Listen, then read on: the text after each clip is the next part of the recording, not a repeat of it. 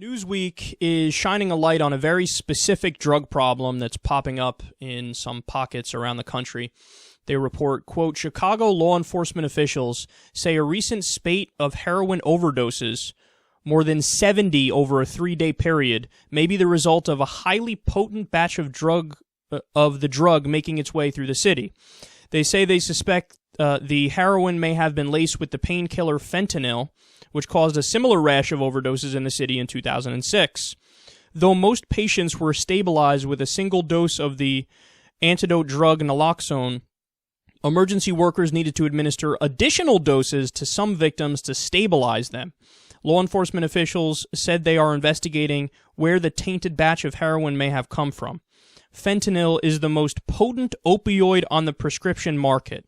On its own, the drug is 50 times more powerful than heroin and 80 times stronger than morphine. God damn. All right, so let's fully understand exactly what's happening here. People in Chicago, they'd go, if they're heroin users, they'd buy their heroin, they'd inject their normal dose, and what would happen is people would overdose. Now, most of these people were actually saved because of the responders and naloxone, which is a miracle drug that reverses overdoses, basically. But the problem is the drug that they were injecting, it wasn't actually heroin. It was an opioid that was 50 times more powerful than heroin. So the normal dose, which would have been heroin, which they're used to taking, is 50 times more powerful than that, which is overdose city all day long. I mean, I'm not sure you can go 5 times more powerful than heroin, 10 times more powerful than heroin. That alone would probably be an overdose. And they said, hey, we needed to use naloxone twice on some people, which is unheard of, guys. It's unheard of. Because fentanyl is an opioid that's used, get this, only for people with terminal cancer in the latest stage of it when they're, like, just about to die. Like, in the last week of your life, if you know you're going to die and you're in excruciating pain, that's when they'll give you fentanyl. So for somebody who's a heroin user, some normal person to just use it, it's way too much. Your body can't take it, your system can't handle it, and you can die pretty easily. So the solution to this problem is the most counterintuitive solution to anything ever. I agree and I admit. But the solution is to legalize drugs. They're going to say, Kyle, that's fucking crazy. But you have to understand, when you legalize it, what else do? You tax it and you regulate it. So, during Prohibition, people would drink hard alcohol that was made in bathtubs and cut with all types of dangerous chemicals. So every once in a while, there would be a bad batch of alcohol, and somebody would drink their normal amount, and they would die. Sounds familiar, doesn't it? That's exactly what happened here with the fentanyl, the heroin that had fentanyl in it. So when we legalized alcohol, we got rid of Prohibition, we legalized it. Let me ask you a question. How many bad doses of alcohol have there been since then? How many bad batches? I can't hear you. Well, there's no response. Oh, that's right. Because there haven't been. Because when you legalize something, you tax it and regulate it. Prostitution. If you go to where prostitution is illegal and you go to a prostitute, you're on the black market. When you're on the black market, there's no regulation. There's no health standards. So STDs are rampant on the black market. Now compare that to just outside of Vegas, where it is legal and it's taxed and it's regulated. What's the STD situation like there? They're not. There is no STD situation because they test people regularly and there are health standards. So the problem is because it's illegal. There wouldn't be bad batches if it was legal because you can measure out the doses, you can have, people in the government responsible for regulating it to make sure that they're in compliance with all the different standards, and it would fix it. Now, again, there's other examples of this too. So Crocodile, which is another cheap opiate knockoff drug, there was a great Vice piece on this a while ago.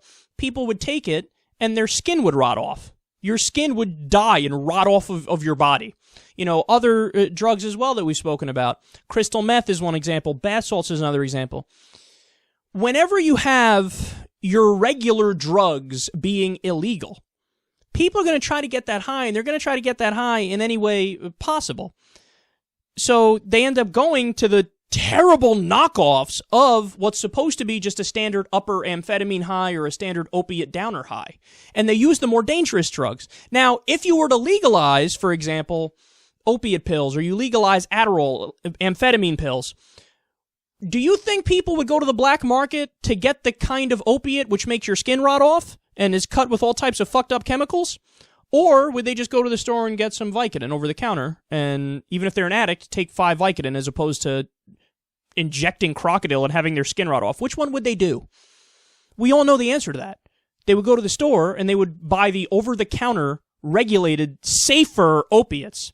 Now, that doesn't mean all problems are better when you legalize drugs, but it means most problems are.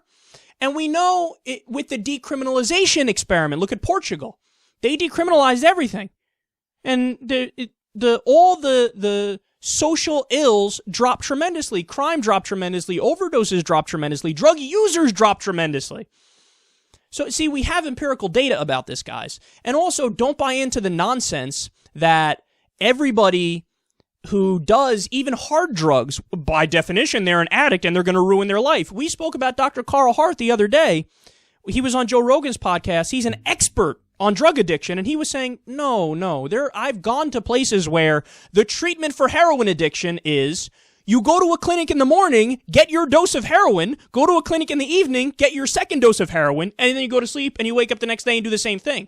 So the treatment for the heroin addiction is a little bit of heroin regimented throughout the day given by a medical expert. And the person goes to work, takes care of their kids, does the right thing, and that's it.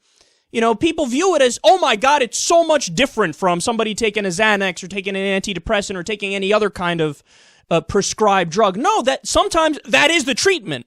And 80 to 90% of drug users are moderate drug users, and they can take care of their business as they use drugs. Only a tiny percentage go off the wagon and, they do drugs and they suck dick behind Arby's and die 3 weeks later. That's rare, guys. It's the reefer madness mindset that we've now taken away from marijuana, and now we've just applied it to every other drug and said, well, the propaganda about those drugs is true. But no, it's not. It's just not true. And again, most of the problems with drug use happen because it's illegal. That's why the crime rate is so high. That's why the Mexican drug cartels are more powerful. That's why people are overdosing when they go to get heroin, because it's not heroin. If it was heroin, they wouldn't have overdosed. It's fentanyl, which is much more powerful opiate. It's a bad batch, and that's why they're croaking or overdosing. So because it's illegal, we're threatening people's lives. We got to do the right thing. We have to legalize, tax, and regulate for all of those reasons. And then on top of that, there's the added benefit that if we do that, then we actually abide by the principle of freedom, which is something that I thought we all agreed with.